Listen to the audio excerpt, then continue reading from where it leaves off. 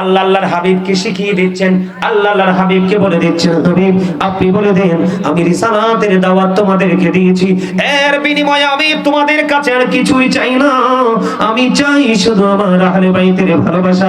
জোরে জোরে বলেন সুবহানাল্লাহ। বন্ধুরে আমার, আহলে বাইতের মধ্যে প্রথম হলো মা খাতুনে জান্নাত ফাতেমা। মা ফাতেমার বিয়ে হলো বন্ধু হযরত আলীর সঙ্গে, ইসলামের চতুর্থ খলিফা, তাদের কলেজার টুকরা ইমাম হাসান হুসাইন দুই ভাই। আল্লাহ রাব্বুল আলামিন ও বন্ধু নবীর আহলে বাইত হিসেবে আমরা তাদেরকে চিনেছি, জেনেছি। আমার দিকে তাকান, আল্লাহর হাবিব হাদিস শরীফের মধ্যে এসেছে, আপনার আমার প্রাণের নবী তিনি বলে দিয়েছেন, আদিবু আওলাদাকুম আলা তালাতি খিসানিন হুব্বি নবিকুম ওয়া হুব্বি আহলি বাইতিহি ওয়া আলা কিরাতিল কুরআন।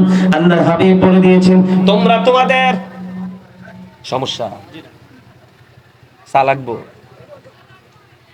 আল্লাহর হাবিব বলেছেন তোমরা তোমাদের সন্তানদেরকে তিনটি বিষয় শিখাও, খেয়াল করবেন, তোমরা তোমাদের সন্তানদেরকে তিনটি বিষয় শিক্ষা দাও। একটি হলো হুব্বি নবিকুম, teach the love of the prophet. এরপরে হলো হুব্বি আহলি বাইতিহি, টিচ ফ্যামিলি লাভ, নবীর পরিবারের ভালোবাসা, আহলে বাইতের ভালোবাসা শেখাও। ওয়া আলা কিরাতিল কুরআন, তোমরা তোমাদের সন্তানদেরকে কোরআন তেলাওয়াত শেখাও। Learn to recite the holy Quran. আল্লাহ রাব্বুল আলামিন আল্লাহর হাবিব বলে দিয়েছেন, আজকে আমার আলোচনা হলো বন্ধু আহলে বাইতের অন্যতম সদস্য ইমাম হুসাইন রাদিয়াল্লাহু তাআলা আনহু, ওনার ৭২ জন সঙ্গীকে নিয়ে নির্মমভাবে বন্ধু ৬১ হিজরিতে শাহাদাত বরণ করেছে। যেই নবী না এলে দুনিয়া হতো না, যেই নবী না আসলে কোনো কিছু হতো না। ইমাম হুসাইনের দাম এত বেশি রে। একদিন আমার নবীজির কাঁধের মধ্যে ইমাম হুসাইন উঠলেন, উঠে বললেন, নানা নানা গো, ও নানা, আজকে তুমি হবে ঘোড়া, আমি হব ঘোড়ার সওয়ার। ইমাম হুসাইন আপনার আমার প্রাণের নবীর পবিত্র কাঁধ মোবারকের উপর উঠে বসে খেলাধুলা করছে, আর আমার নবীজিকে ডেকে ডেকে বলছে, নানা গো, বলে দাও না তুমি দামি না কি আমি দামি। বন্ধুরে আমার, আমি আমার আলোচনার পূর্বে আপনাদেরকে শর্ত দিব। আমি এখনো দেখতেছি কয়েকজন লোক বন্ধু একটু বিচলিত মনোভাব। ভাই, বিচলিত হলে আবার বলছি বাড়ি চলে যাও। এখানে আলোচনা শুনতে হলে 3টা কন্ডিশন মানতে হবে। ফার্স্ট কন্ডিশন হলো স্টপ ইওর মাউথ এভরিবডি, সকলের জবানকে বন্ধ রাখতে হবে। সেকেন্ড কন্ডিশন হলো you listening my lecture very attentively, আমার কথা সবাইকে মন দিয়ে শুনতে হবে। আপনি যদি বলেন নো, ডোন্ট অ্যাকসেপ্টেবল, আমি বলবো I say go to your seat, out of sight. আপনার ভালো না লাগলে আপনি বাড়ি চলে যান। বিরিয়ানি আপনার কাছে অটো চলে যাবে। যারা মাহফিলে বসে ডিস্টার্ব করে, আমি মনে করি তাদের মধ্যে শুধু বিরিয়ানি খাওয়ার লালসা। কথা বলেন না কেন? সত্য কথা বলতে কি ভয় পান? তাহলে ডিস্টার্ব করার কোনো মানে আছে? আমার জান্নাতের বাগান থাকতে হবে জান্নাতের বাগানের মতোই, যেটার মধ্যে আওয়াজ থাকবে না, মনে হয় যে জান্নাতের সুবাতাস হৃদয় খালি শীতল হচ্ছে শীতল হচ্ছে। আপনি আপনার মানসিকতাটাকে ধাবিত করেন আলোচনার দিকে, দেখবেন আপনি একজন মানে আগামী কালকে থেকে বা আলোচনার পর থেকে আপনি ব্যতিক্রমী একজন মানুষ হতে পারবেন। আল্লাহ কবুল করে নিক, বলেন আমিন। বন্ধুরে আবার বলতেছিলাম, নানা নানা গো, বলে দাও না কে দামি গো নানা, তুমি না আমি। আমার নবীজি একটা ডাক দিয়ে বললেন, নানা গো, তুমি বলে দাও না কে দামি, আমি না তুমি। এবার ইমাম হুসাইন একটা ডাক দিয়ে বলল, নানা গো, তোমার চাইতে আমি বেশি দামি। আমার নবীজি অবাক হয়ে গেলেন, কি চমৎকার উত্তর, কি বিচক্ষণতা ইমাম হুসাইনের। ছোট্ট হুসাইন একটা ডাক দিয়ে বলল, নানা গো, তোমার চাইতে আমি দামি এই কারণে, আমার নানা রাহমাতাল লিল আলামিন, তোমার নানা তো আমার নানার মতো নয়। নানা নানা গো, আমি তোমার চাইতে দামি এই কারণে, আমার মা হলো জান্নাতে মুমিনাদের সরদারিনী, তোমার মা তো আমার মায়ের মতো নয়। জোরে জোরে বলেন না সুবহানাল্লাহ। নানা নানা গো, আমি এই কারণে দামি, আমার বাবা শের খোদা আলী, তোমার বাবা তো আমার বাবার মতো নয়। বন্ধুরে আমার, আমি আস্তে আস্তে করে আপনাদেরকে যদি ইমাম হুসাইনের মর্যাদা, ইমাম হুসাইনের পাওয়ার যদি না বোঝেন, তাহলে আপনি কখনোই কারবালাকে বোঝা সম্ভব না। এই যুগের মানুষ কারবালাই শুধু জানে, কিন্তু কতটা দামি আর কতটা কম দামি, কতটা উৎকৃষ্ট এবং কতটা নিকৃষ্ট, দুটোর মধ্যে কতটুকু ডিস্টেন্স আছে মানুষ বুঝতে পারে না। বন্ধু আমার দিকে তাকান, হাদিস শরীফের মধ্যে সে আমার রাসূল বলেছেন, হুমা রাইহানাইহা মিনাদ দুনিয়া। ও বন্ধু, আমার নবীজি বলে দিয়েছেন, ইমাম হাসান হুসাইন দুনিয়ায় দুইটা আমার ফুল। Imam Hasan and Husain two my flower in the world. আল্লাহু আকবার বলেন না। বলতেছে কি? আল্লাহু আকবার। আল্লাহর হাবিব বলতেছে বন্ধু, শুধু এখানে একান্ত নয়, ওই যে আল্লাহর হাবিব বলেছে তোমরা তোমাদের সন্তানদেরকে আহলে বাইতের ভালোবাসা শেখাও। এই ভালোবাসাটা কি আমি আপনাদেরকে বলতে চাই বন্ধু। সর্বপ্রথম যদি মা খাতুনে জান্নাত ফাতেমার কথা আমি বলি, আপনারা আমার প্রাণের নবী বলে দিয়েছেন, ফাতেমাতু সাইয়্যিদাতু নিসাই আহলিল জান্নাহ। রাসূল বলেছেন, mother Fatema is the leader of females in জান্নাহ। আল্লাহর হাবিব বলেছেন, ও বন্ধু, এই চেঙ্গার চর মতলব চেঙ্গার চরের আমার মা, মা গো আমার বোন বোনেরা, সবাইকে বলছি হৃদয় খুলে শুনো গো, তোমরা কোনো টেনশন করো না, তোমরা কোনো বিচলিত হইও না, শুধু মা ফাতেমার আদর্শকে ভিতরে লালন করো, ওখান থেকে তুমি বাস্তবায়ন করে জীবন পরিচালনা করো। আমার নবীজি বলে দিয়েছে তোমাদের কোনো টেনশন নেই, জান্নাতে রিসিপশনে তোমাদেরকে রিসিভ করে নিয়ে যাবে আমার কলিজার টুকরা ফাতেমা। আহলে বাইতের ওজন বুঝেন, প্রথম সদস্য। তাহলে আপনার মা, দাদি, নানি, চাচি, জেঠি, খালা, তাদের কোনো বিপদ আসেনি? কোনো বিপদ নাই।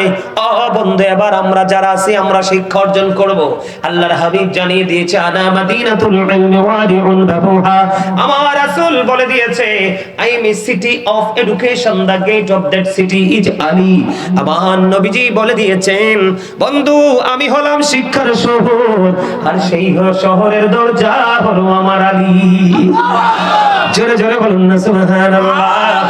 ও আমার ভাই, ও আমার বাবা গো, কেউ তোমরা ঘরে বসে থাকো না, যদিও ঘরে বসে থাকো হৃদয় করে একটুখানি শোনো তোমরা, আমাদের দাম কত বেশি, আমাদের মর্যাদা বন্ধু কত বেশি। মা ফাতেমা এবং আলী দুজনের বিয়ে হলো, তাদের মাধ্যমে আল্লাহ রাব্বুল আলামিন আমাদের প্রিয় দুইজন কলিজার টুকরা জান্নাতের দুইটা ফুল আমাদেরকে পাঠালেন। আল্লাহর হাবিব বলে দিয়েছেন, আল হাসান ওয়াল হুসাইন সাইয়্যিদা শাবাবি আহলিল জান্নাহ। আপনারা আমার প্রাণের নবী বলে দিয়েছেন, Imam Hasan and Husain are the leader of younger people in জান্নাহ। আপনারা আমার প্রাণের নবী বলে দিয়েছে, ইমাম হাসান হুসাইন জান্নাতে। ও চেঙ্গার চরের যুবক, ও আমার যুবক বন্ধুরে, তোমরা যারা আজকে এই মাহফিলটাকে ভালোবাসতে পারলা, এই মাহফিলে বসে বসে প্রাণ উজাড় করে ইমাম হাসান হুসাইন তাদের প্রেমময় ইতিহাস তোমরা শুনতে পারলা, আমার নবী বলে দিয়েছে, যুবকেরা তোমরা টেনশন করো না, দুই ভাই। আর আজকে যদি আমরা যদি মুরব্বিদেরকে কিছু রং করতে দেখি, মনের অজান্তে হতেই পারে আমরা তাদেরকে নিয়ে বিরূপ মন্তব্য করি, কিন্তু ইমাম হাসান হুসাইন দুই ভাই সুন্দর করে টেকনিক করে বন্ধু দুটা শিখাই দিলেন। সুবহানাল্লাহ বলেন না সুবহানাল্লাহ। এমন একজন আদর্শবান, এমন একজন গুড ক্যারেক্টার সম্পূর্ণ পারসন, কোনদিন বন্ধু কোনদিন অন্যায়ের কাছে আপোষ করতে পারে না, অন্যায়ের কাছে মাথা নত করতে পারে না। আপনারা অনেকেই জানেন না 61 হিজরিতে কেন কারবালা হলো। 3 দিন পর্যন্ত ফুরাত নদীর পানি বন্ধ, তারপরেও কেন হুসাইন পিছনে গেল না, তারপরেও যুদ্ধের ময়দানের দিকে বন্ধু দৌড়াইতে থাকলো। এটার কারণ কি? এটার কারণ হলো সত্য এবং মিথ্যার পার্থক্য করার জন্য। বন্ধুরে আমার, আমি আবার একটু কারবালা নিয়ে আলোচনা করলে ওই চরিত্রহীন লম্পট ইয়াজিদ এবং তার বাহিনীর কথা না বললে ওয়াজটা জমবে না, আপনারা বুঝতে পারবেন না। আমি ছোট্ট করে একটু কোরআন হাদিস থেকে আহলে বাইত মর্যাদা এবং তাদের সম্মান কেমন আমি যদি বন্ধু আরো একটু যদি বলি, আমাদের বাংলাদেশের মধ্যে মানুষের উপর অনেক জুলুম হয় কি হয় না? বিশেষ করে একটা এক্সাম্পল, বাড়ি বাড়ি ঘরে ঘরে ধনীদের ঘরে কাজের মেয়েরা লাঞ্ছিত হয়, গরম খন্তির ছেঁকা খায়, আছে না নাই? আসেনি? বন্ধু আহলে বাইতের চরিত্র দেখেন। মা ফাতেমা নবীজির কাছে গেল, বাবা গো আমার একজন কাজের লোক লাগবে। আমার নবীজি বললেন, না মা, তোমার কাজের লোকের কোনো দরকার নেই, তোমার ফ্যামিলির যত কাজ তুমি করবা এই কাজের জন্য তুমি সওয়াব পাবে। কিন্তু তারপরেও মা ফাতেমা যদি না পারতেন, কোনো না কোনো সাহায্য পাওয়ার জন্য কোন সহযোগীকে আনতেন। আল্লাহর হাবিবের কন্যা যাকে নবীজি উম্মে হাবিবা বলে ডাকতেন, যখন কাজের লোককে দিয়ে কোন সময় কাজ করাতেন, তিনি তাকিয়ে থাকতেন কাজের লোকটার কষ্ট হয় কিনা। যদি দেখতো কাজের মহিলার কষ্ট হয়, মা খাতুনে জান্নাত ফাতেমা বলতো, তুমি একটু বিশ্রামে যাও, তুমি একটু বিশ্রাম করো, তুমি একটু ঠান্ডা হও। উনি বিশ্রাম করতেন, মা ফাতেমা কাজটা শুরু করতো। মা ফাতেমা যখন কাজে আর একটু ক্লান্তি বোধ করতো, কাজের লোক তখন থেকে কাজ করত। এই হলো মা ফাতেমার চরিত্র। অসংখ্য নিয়ামতের খবর আছে বন্ধু, এর মধ্যে একটা বেশি আমাদের বাংলাদেশে বেশি চলে, এই জন্য এটা বললাম। এখন আমাদের দেশে মদ গাঁজা আছে না নাই? ওই তৎকালীন সময়ে 1000-এরও বেশি মহিলা অবৈধ সন্তান প্রসব করেছে। এত আস্তে বললেন নাউজুবিল্লাহটা? নাউজুবিল্লাহ। আপনারা কি ক্লান্ত হয়ে যাচ্ছেন? হ্যাঁ, একটু ধৈর্য ধরে শোনেন, আমি মূল কথাগুলো আপনাদের সামনে তুলে ধরবো। যেইভাবে আপনার কাঠমোল্লা বের হইছে, না হলে আপনারা ঈমান নিয়ে বেঁচে থাকতে পারবেন না। আপনারা যদিও কোন রকম বেঁচে যান, আপনাদের পরবর্তী প্রজন্ম বাঁচতে পারবে না। এই জন্য রাসূল বলেছে, তোমরা তোমাদের সন্তানদেরকে নবীর প্রেম শিখাও, নবীর পরিবারের প্রেম শিখাও এবং কোরআন বোঝা, কোরআন তেলাওয়াত শিখাও। আরো জোরে কোন সুবহানাল্লাহ। 63 হিজরিতে বন্ধু 1000-এরও বেশি মহিলা অবৈধ সন্তান প্রসব করেছে। 700 সাহাবীকে অতর্কিতভাবে হত্যা করেছে। 10,000-এর বেশি মদিনার সাধারণ মানুষকে বন্ধ হত্যা করেছে। তারপরেও নাকি তারা উত্তম চরিত্রের অধিকারী। আপনারা বলেন, নবীর পরিবার, নবীর আহলে বাইত এই সমস্ত নোংরা মানুষের সাথে কোনোভাবে কি একত্বতা পোষণ করতে পারে? না। আমি আপনাদেরকে বলে বন্ধু, উসমান রাদিয়াল্লাহু তাআলা আনহু পৃথিবী থেকে চলে যাওয়ার পর থেকে ধীরে ধীরে বন্ধু মুসলমানের মধ্যে ফিতনা সৃষ্টি হলো। দেখতে দেখতে এখান থেকে বন্ধু আমির মুয়াবিয়া পর্যন্ত চলে গেল।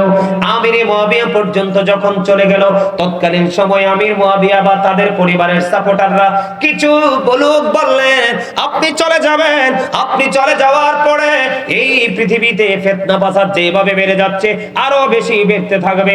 আপনার সন্তান ইয়াজিদকে পরবর্তী খলিফা হিসাবে আপনি নিয়োজিত করে দেন। কিন্তু তৎকালীন সময়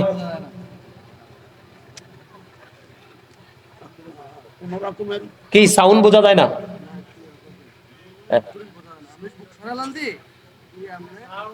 আপনার সাউন্ড তো ভালো না। আমি তো আমারটা দিয়ে এত চিল্লাই আওয়াজ করতে হয় না আমার।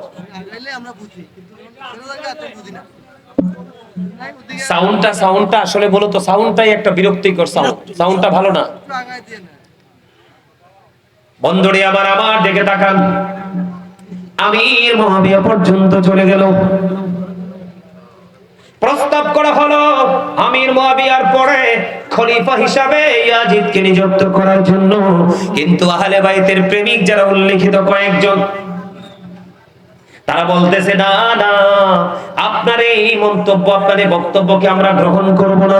কেন গ্রহণ করবে না? কই আবু বকর, ওমর, তাদের যে জামানা, তাদের সন্তান ছিল, তাদের সন্তানের তুলনায় আপনার সন্তান কোনো দিক দিয়ে উত্তম নয়, আপনার সন্তান কোনো দিক দিয়ে উত্তম নয়।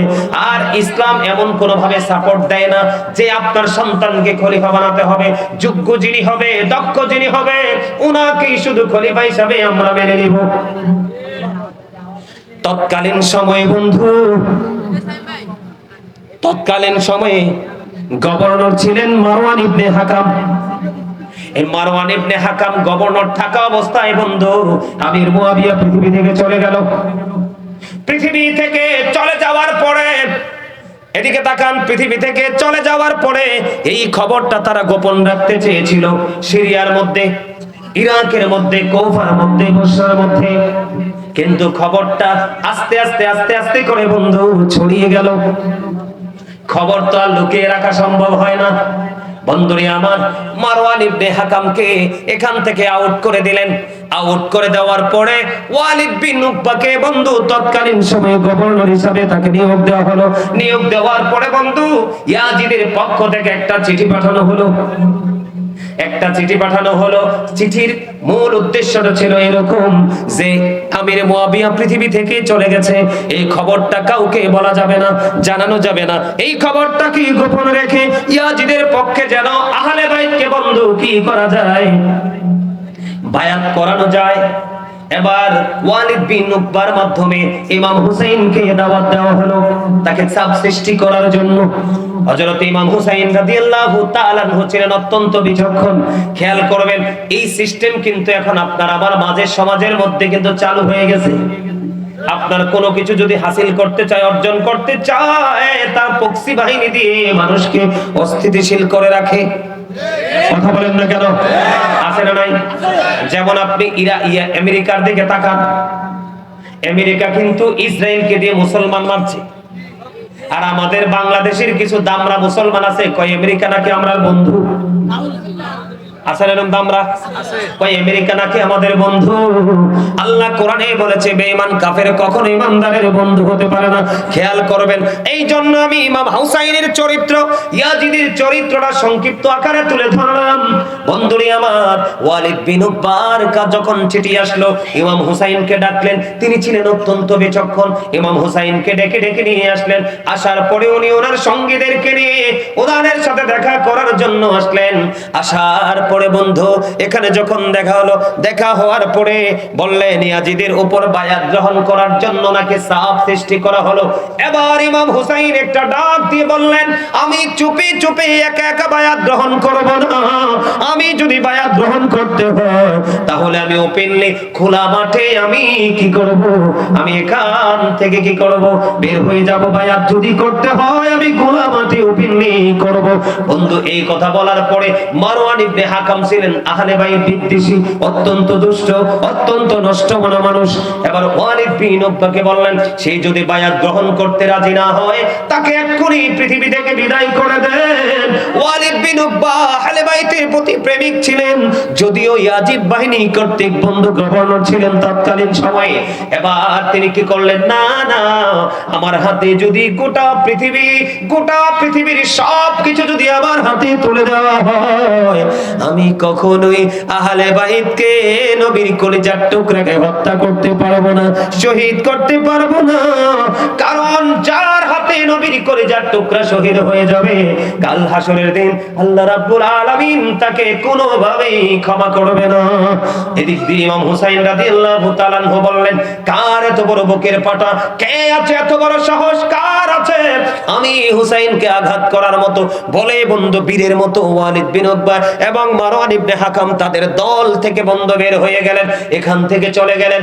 চলে যাওয়ার পরে বন্ধু এই দিক দিয়ে তিনি এখান থেকে চলে গেলেন। বন্ধুরে আমার, কুফা থেকে একটার পর একটা ওই দিক দিয়ে ইমাম হুসাইনের কাছে চিঠি আসা শুরু হলো। এই দিক দিয়ে আরো অনেক ঘটনা আছে বন্ধু, সবকিছু বলা যাবে না।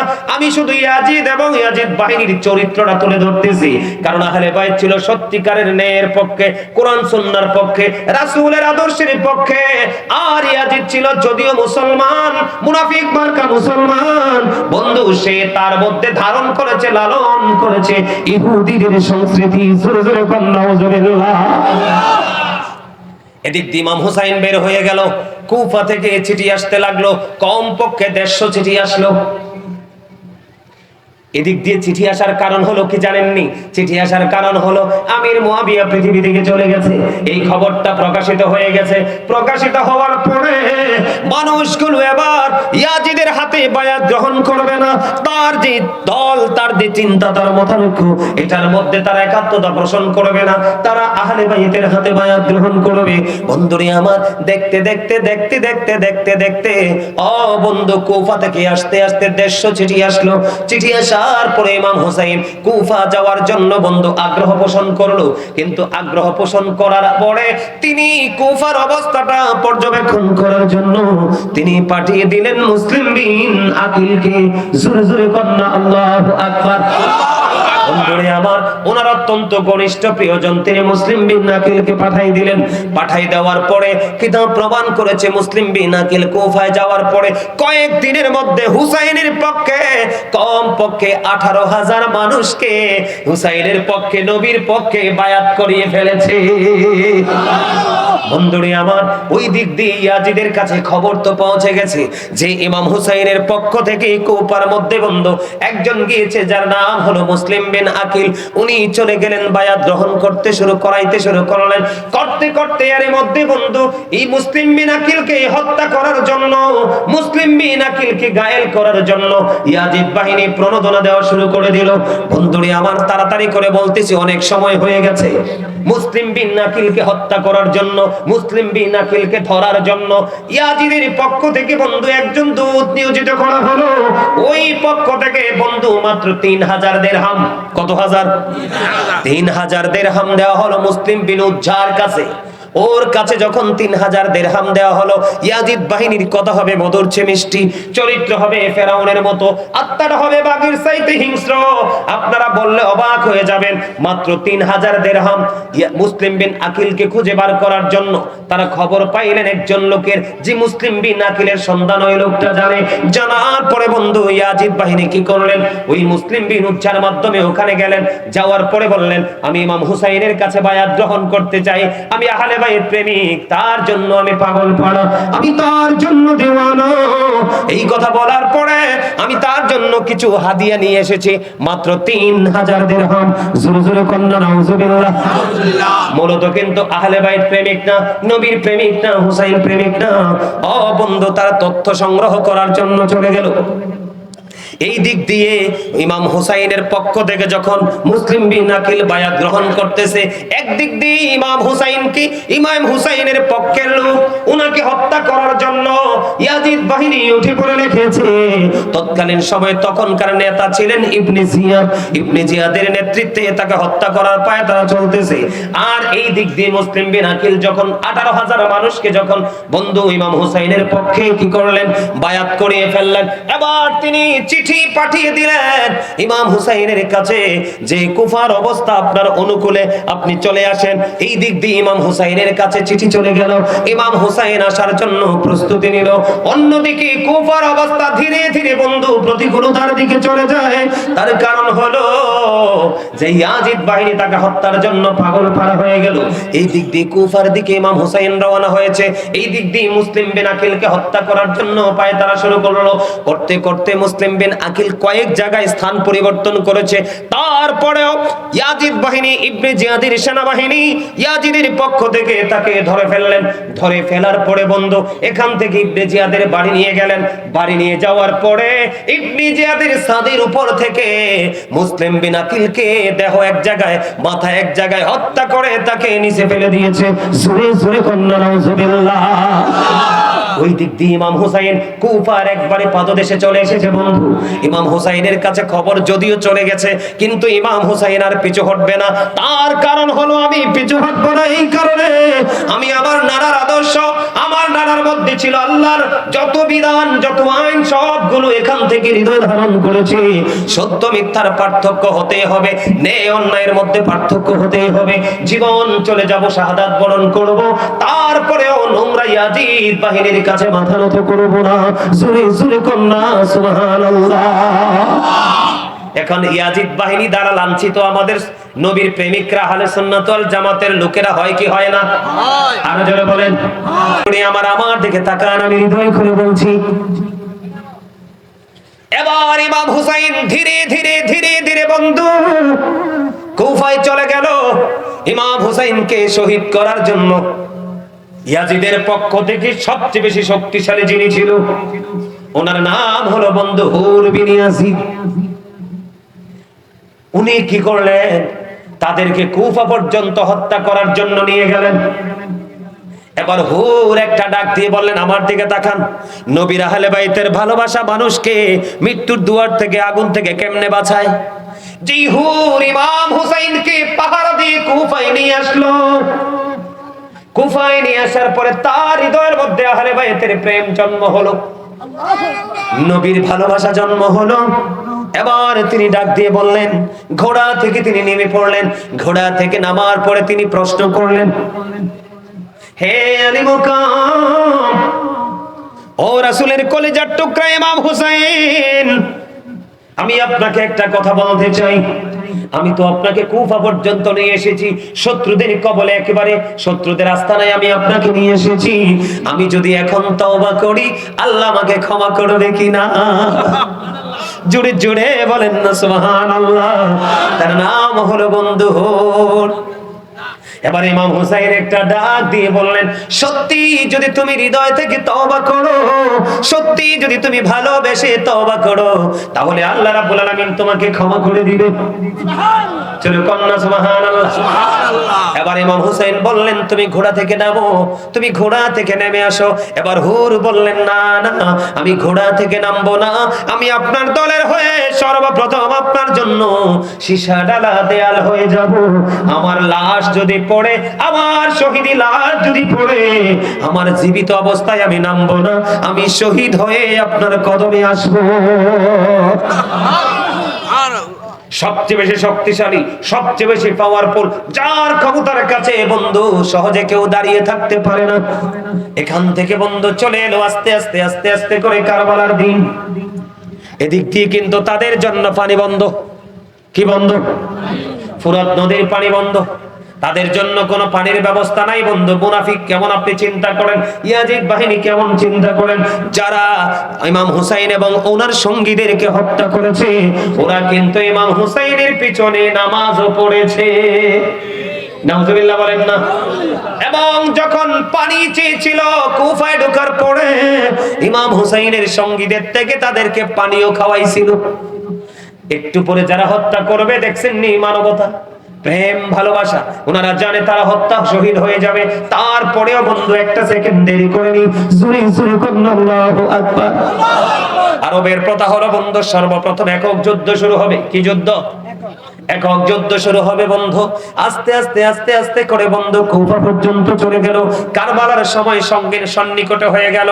বন্ধুরে আমার, নবীজি যখন পৃথিবী থেকে চলে যাবে, পৃথিবী থেকে চলে যাওয়ার সময় আল্লাহর হাবিব আবু তাআলাকে একটু মাটি দিয়ে গিয়েছিলেন, সালমানে এই মাটিগুলো তুমি যত্ন করে রেখে দাও, যেদিন তুমি দেখবা এই মাটিগুলো লাল হয়ে গেছে, সেদিন তুমি মনে করবা ইমাম হুসাইন শহীদ হয়ে গেছে। উম্মে সালমার মাটিগুলো বন্ধু লাল হয়ে গেল। ওই দিক দিয়ে স্বপ্নে দেখলেন, হযরত জয়নব প্রশ্ন করলেন, ভাইজান আপনি কি সিদ্ধান্ত নিয়েছেন? এবার ইমাম হুসাইন রাদিয়াল্লাহু তাআলা আনহু বললেন, আমি স্বপ্নে আমার নানার সাথে দিদার হয়েছে।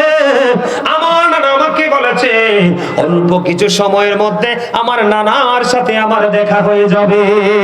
তার মানে আমার শহীদের সময় চলে এসেছে। জয়নব কান্দে বন্ধু, কান্না থামাতে পারে না। কোনো ভাই চলে যাবে, এই কথা শুনলে কোনো বোন কোনোদিন স্থির থাকতে পারে না, কারণ বোনেদের অনেক বেশি প্রেম থাকে ভাইদের প্রতি। কি ঠিক কিনা বলেন? যদিও মেয়েরা শ্বশুর বাড়িতে থাকে, যদি বাবা মা থাকে তাদের খবর, যদি বাবা মা না থাকে ছোট্ট একটা ভাই অথবা বড় একটা ভাই আছে, একটা মিনিটের জন্য ভাইয়ের খবর নেওয়ার জন্য পাগল হয়ে যায়। বন্ধুরে আমার, জয়নব পাগল হয়ে গেল। ও বন্ধু, কি এমন অবস্থা, আমার নবীজির সাথে দিদার হবে। এবার জয়নব বুঝতে পারলেন মর্মান্তিক যে জায়গায় আমি আপনাদেরকে নিয়ে এসেছি বন্ধু। ধীরে ধীরে ধীরে ধীরে একক যুদ্ধের সময় চলে আসলো। সর্বপ্রথম যখন যুদ্ধের ময়দানে যাবে, ইয়াজিদ বাহিনীর বিপক্ষে যখন লড়বে, হযরত আলী আকবর বন্ধু দাঁড়িয়ে গেল। বাবা, বাবা গো, আমাকে অনুমতি দেন। কপালে চুমু খেয়ে তাকে অনুমতি দিয়ে দিলেন। যুদ্ধের ময়দানে চলে গেলেন। যুদ্ধ করতে করতে করতে করতে করতে করতে বন্ধু ইয়াজিদ বাহিনীকে বন্ধু ছত্রভঙ্গ করে দিলেন। এদিকে তো পানি নাই, পানির তৃষ্ণায় পাগল পারা। 3 দিন পর্যন্ত পানি নাই, ফুরাত নদীর পানি বরাদ্দ বন্ধ করে দিয়েছে। বন্ধুরে আমার, অনেকক্ষণ যুদ্ধ করে আসার পরে এবার কি করলেন, বাবার কাছে চলে আসলেন। বাবা, বাবা গো, ও বাবা, আমাকে তুমি একটা ফোঁটা পানি দাও, আমি ওই ইয়াজিদ বাহিনীর উপর হায়দারি আক্রমণ চালাবো। এই কথা বলার পরে বন্ধু, কত হৃদয় বিদারক খবর, কত যন্ত্রণার কথা। ইমাম হুসাইন রাদিয়াল্লাহু তাআলা আনহু তিনি কি করলেন? তিনি বললেন, আমার দিকে তুমি একটু নজর দাও। ইমাম হুসাইনের শুষ্ক জিহ্বাটা বের করে দিল। আল্লাহু আকবার বলেন না। শুষ্ক জিহ্বাটা বের করে দিয়ে বলে, বাবা, বাবা গো, আমিও তো তোমার মতো আজকে তৃষ্ণার্ত, আমার কাছেও তো পানি নাই, আমি কি দিব? আমি যখন মাঝে মাঝে পেরেশান হয়ে যেতাম, আমার কলিজার টুকরা হযরত মুহাম্মদ রাসূলুল্লাহ সাল্লাল্লাহু আলাইহি ওয়াসাল্লাম আমার নানা আমাকে আমার নানার জিহ্বাটা বের করে দিত, আমি আমার নানার জিহ্বাটা চুষে নিতাম। বাবা, বাবা গো, আমার কাছে পানি নাই, আমি কি করব? জিহ্বাটা বের করে দিলেন। বন্ধু, কত কষ্ট, কত যন্ত্রণা, কত ত্যাগ ইমাম হুসাইন করেছে রে, শুধুমাত্র নানার এই আদর্শকে বাস্তবায়ন করার জন্য। বন্ধুরে আমার, এবার ইমাম হুসাইনের জিহ্বাটা একটু বের করে দিল।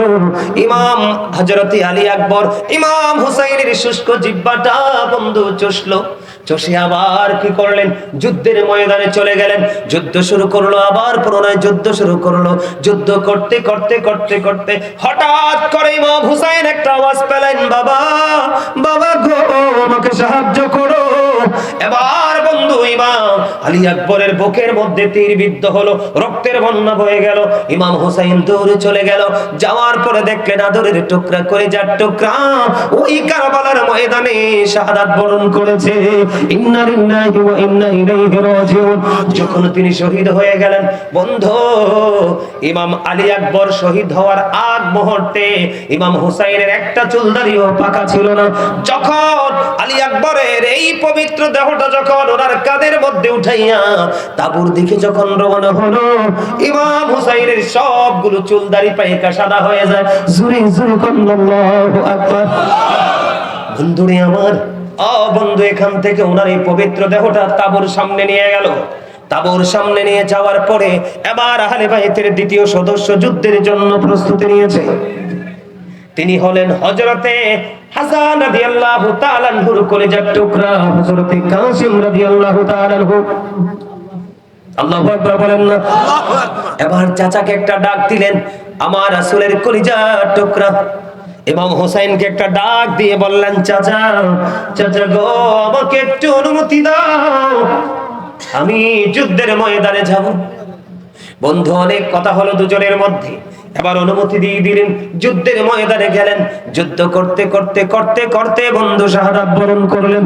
ইন্না লিল্লাহি ওয়া ইন্না ইলাইহি রাজিউন।